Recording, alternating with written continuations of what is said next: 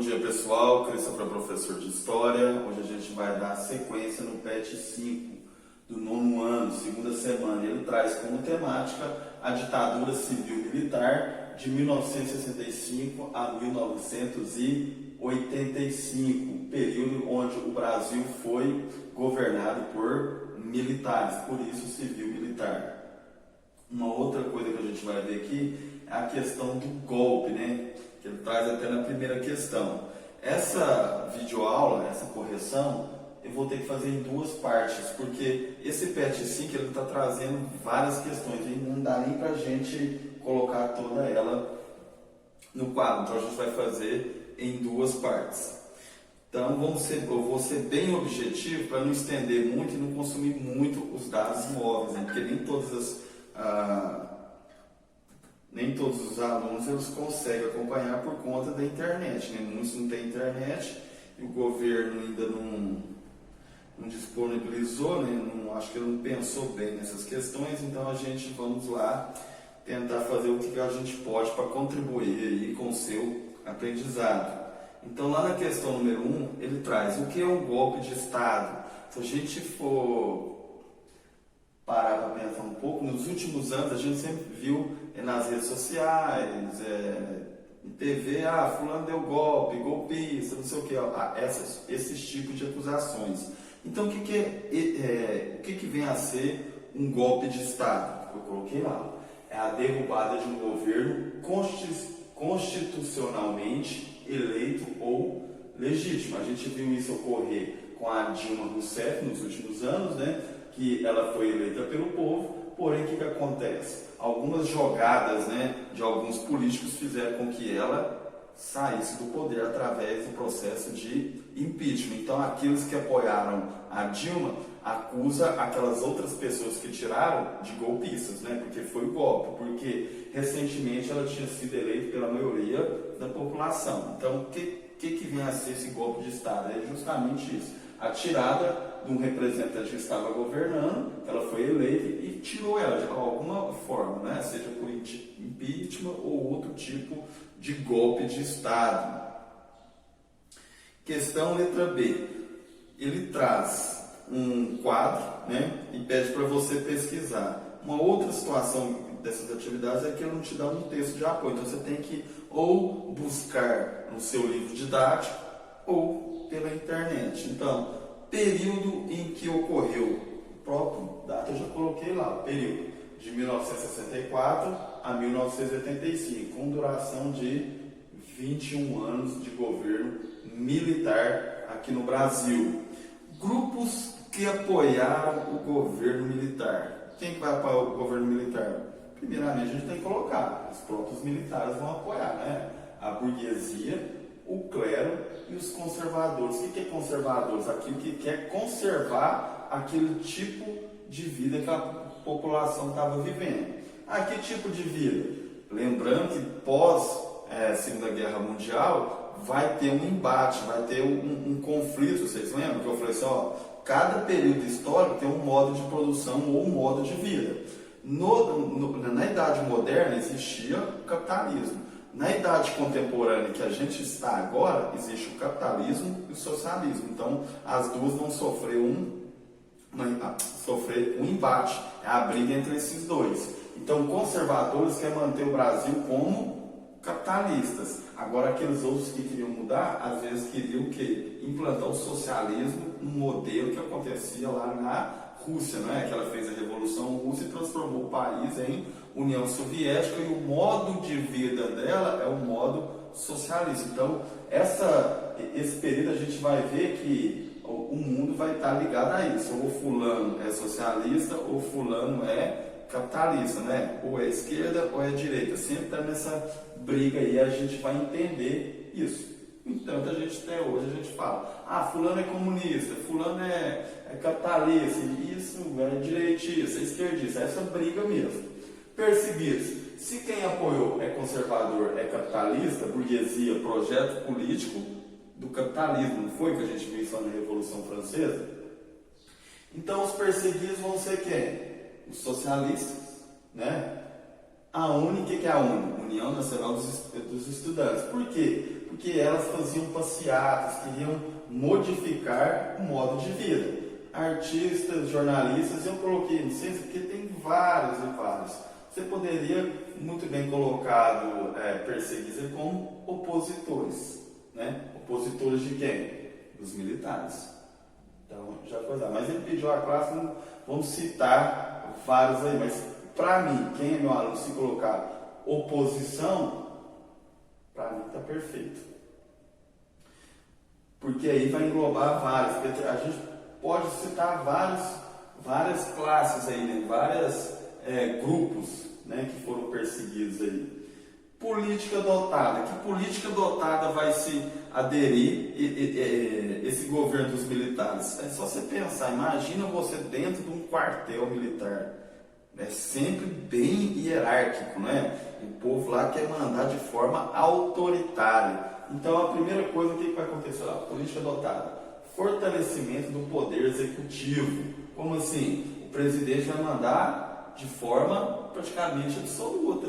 Vocês lembram daqueles reinados lá nas monarquias absolutistas, onde o poder era centralizado na mão do rei? Isso a gente chamava de autoritarismo, né? Vai acontecer a mesma coisa aqui. Aconteceu aonde mais também? Lá no nazismo alemão, lá no fascismo italiano, não é? O poder executivo, o presidente ia mandar de forma absoluta. Então não tinha aquela separação de poderes. A pessoa do executivo ia mandar e pronto. Ela ia criar as leis e ela ia executar as leis. Outra coisa, bipartidarismo. Então o que ele vai fazer aqui? Não, aqui vai ter só dois partidos. Um que é o meu, que apoia o meu tipo de governo, e o outro é que vai fazer oposição. Mas que tipo de oposição? A oposição que ele quer que eu quero que ele faça contra mim. Então você tem um certo controle, né? Tipo, não, você não pode achar ruim por mim por conta disso, não. Perseguição aos opositores. Então você coloca bipartidarismo, dois partidos que só podem ocorrer aqui no Brasil. Então o que ele vai fazer ao mesmo tempo? Perseguir os opositores. Se ele achar que a oposição, a pessoa que está contrária ao meu governo, está sendo radical demais, o que ele faz? Vamos perseguir, executar, desaparecer esse povo aí, esse grupo aí. Então essa era as principais políticas adotadas. Tem mais do que isso? Tem várias outras. Então a gente só vai colocar alguns para tentar resumir aí, para ser bem objetivo. Consequências: milhares de mortes, torturados e desaparecidos. E também crise econômica. Você poderia colocar até crise moral também, né? Porque você matar, você torturar, desaparecer com uma pessoa que pensa ao contrário de você, você poderia acrescentar sim uma crise moral, né? Bom, então vamos lá para a questão de número 2. Ele pergunta: o que é política externa? Interna dentro, externa fora. Então a política brasileira é uma política interna. E como que é a relação dele com os outros países? A política com o exterior, né? Então você vai colocar lá, é o conjunto de objetivos políticos que um determinado estado ou país almeja alcançar nas suas relações com os demais países. Às vezes você vai buscar relação econômica, vender, ser parceiro de fulano. Então é a política que ele tem, política do país local com os países de fora, essa parceria entre eles. 2. Esse aqui não colocou a letra B, fica até confuso na hora da gente colocar. Então eu vou colocar lá assim, ó, uma bolinha assim, só para dificultar, para dar uma separadinha. Porque se eu fosse colocar a questão número 3 aqui, ele ia confundir, porque fala, não, do 8 já passou por 3, então cuidado para vocês não confundir isso daí. Quais modificações promovidas pela lei da imprensa e lei da segurança nacional? A gente viu lá que no nazismo, o que acontecia? O Hitler, né, ou lá no fascismo italiano, eles controlavam a imprensa, não foi isso que a gente falou nas aulas anteriores? O que ele pensava? Olha, a imprensa não pode falar mal de mim, o jornal não pode falar mal de mim, senão eles vão pensar coisas ruins de mim, né? E nem pode, às vezes, falar, mas e se for verdade? Independente, eles têm que falar só coisas boas para mim. Então, na ditadura militar, o que eles vão fazer? Opa, o que você vai fazer? O jornal chegou lá com a notícia. passa pelos militares. Ué, mas esse aqui está falando mal de mim. Não, mas aconteceu e daí? Você não pode falar isso, o povo vai pensar mal de mim. Então, uma das ações dos governos militares é isso, então deixar a população saber de alguns deslizes, né? Vamos dizer assim. Então lá, lei de imprensa, censurar ou aprovar a liberdade de expressão, as notícias. Será que essa notícia é ruim para o meu governo? Então eu vou censurar. Mas é verdade, independente. Essa aqui até que está falando bem do meu governo, então vou aprovar. Então pode passar para a população, né, se informar. Ou seja, você vai se informar, às vezes até algo que foi maquiado, né, foi algo para você não saber realmente o que estava acontecendo no seu país. Lei de Segurança Nacional. É uma lei que visava garantir a segurança nacional do Estado contra a subversão da lei e da ordem. O que é subversão? Subversão é revolta, né? Então, o ser subversivo que você deve ter encontrado quando você estava pesquisando é aquela pessoa que era fora da lei nesse período, né? Porque cada período, cada governo assim, praticamente eles transformam um pouco o quê? A Constituição. O que é essa Constituição? As leis que vão que regem aquele determinado local. No Brasil, então, na hora que os militares foram para o governo, eles colocavam todas essas ações, por mais que sejam atrocidades, como lei, né? Para eles não saírem da lei. Então, toda pessoa subversiva é contra a lei. Mas então o subversivo aqui é contra os militares? Não, às vezes eles questionavam, e você não pode questionar o governo. Isso aqui é no governo militar. Lá na União Soviética, por exemplo, lá é socialismo. Lá tinha subversivos? Tinha, porque ele é contra a lei do representante da União Soviética. Se ele fosse contra as leis, ele também era considerado como um subversivo, porque ele é contra a lei e a ordem que é vigente. Então, seja direita, seja esquerda, existe o subversivo aí, que ele é contra a lei. Bom, então vamos lá. Questão número 3. O que é um ato institucional? Esse ato institucional é o que a gente acabou de falar aqui. Então, o que vai acontecer? Esse ato institucional é quando ele começa a modificar um pouco o quê? A Constituição. No caso aqui, modificou bastante, né? Porque a gente vivia numa Constituição democrática e de repente a gente passou a viver num sistema ditadura, né? Um sistema mais autoritário. Então foram criados esses decretos para quê? Para fazer com que aquelas ações que os militares estavam fazendo fossem legítimas. Então, o que são esses atos institucionais? Foram decretos essas leis, né, para legalizar as ações de determinado governante, de força constitucional, elaborado pelos governos militares na ditadura militar. Então, é passar as ações deles como legais, legítimos, né? Se está na lei, é legítimo. Se não está, não é legítimo. Então, esses decretos vão legitimar as ações desses militares. Por mais que seja uma atrocidade, você vai ter que respeitar. Por quê? Porque está na lei. Se está na lei, é legal.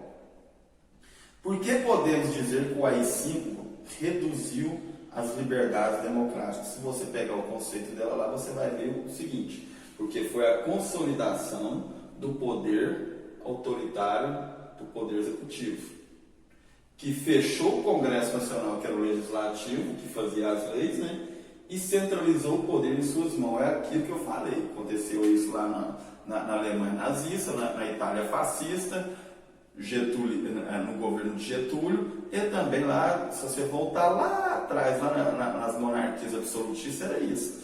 Dar poder total a quem? A um representante maior, ao chefe supremo, que no caso aí seria aquele que ia executar as leis do país, não é? No caso aqui, os presidentes militares. 5. Por que chamamos esse período histórico de ditadura civil-militar? Porque normalmente a gente vê ditadura militar, regime militar. Por que ele também é chamado de civil militar? Tá lá, porque os militares tiveram apoio de alguns setores da sociedade civil. No caso aqui, os conservadores, que a gente viu aqui atrás, ó. Não foi só militares, teve apoio de quem? Da burguesia, que não queria que o Brasil se transformasse em socialismo, no clero, que eles falaram que se o socialista viesse para o Brasil ia fechar as igrejas, né? E também os conservadores. Eu coloquei conservadores porque a pessoa quer conservar. Vocês lembram quando eu falei isso aqui? Militares e conservadores, porque eles queriam o quê? Conservar o quê? Um modo de vida que era o sistema capitalista. E nesse momento existia uma rivalidade entre os dois blocos sociais, né? Capitalismo e comunismo. Por isso que eu coloquei, eu poderia colocar aqui conservadores e opositores, entende? Porque ia ser, quem que apoiou? Os conservadores, aquele que queria conservar aquela tipo de modo de produção, modo de vida capitalista, que perseguia aqueles que queriam modificar essa situação. 6. Caracterize o processo histórico que ficou conhecido como milagre econômico. O que é o milagre econômico? Então, crescimento, corresponde ao crescimento econômico ocorrido entre 1968 e 1973. Ah, professor, então a ditadura militar foi bom, porque teve um crescimento econômico. É bom a gente colocar aqui, porque foi nesse momento que a desigualdade aumentou pra caramba. Então, se ela aumentou, será que realmente foi dessa forma? Ou será porque eles regularam, com a lei da imprensa, vamos falar o quê? Coisas boas do governo. E normalmente o que você vai ver no jornal? Falando de economia e tudo mais, então eles vão falar que está crescendo a economia. Por mais que você esteja na sua casa lá, fala assim, nossa, mas a economia está crescendo, mas então eu não estou com um bom trabalho, porque eu não estou vendo, o papai não está chegando em casa, as contas estão acumulando, então o que está acontecendo? Será que o vizinho está bom? Então se o vizinho está bom, então porque está crescendo, porque eles falam que esse milagre econômico, então isso fazia o quê? Maquiava aí os desastres, a crise econômica que estava aqui no país.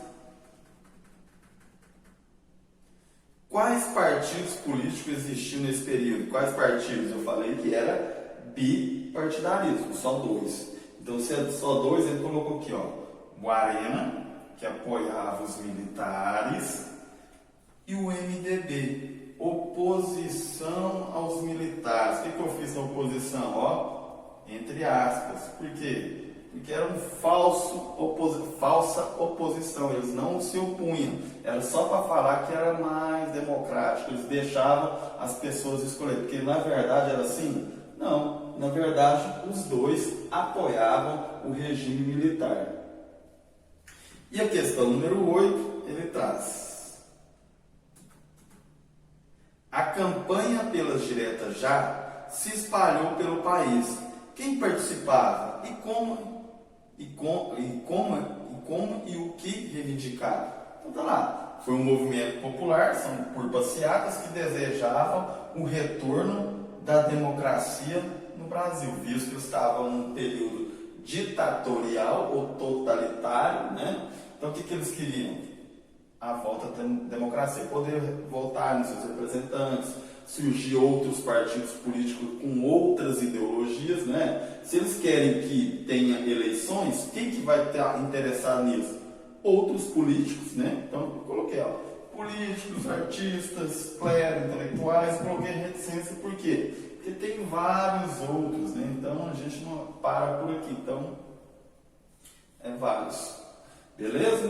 Pessoal, então eu vou dar uma paralisada aqui, só para apagar uma parte aqui e passar para a questão 3, para a gente finalizar aí a correção do PET 5 da segunda semana, tá?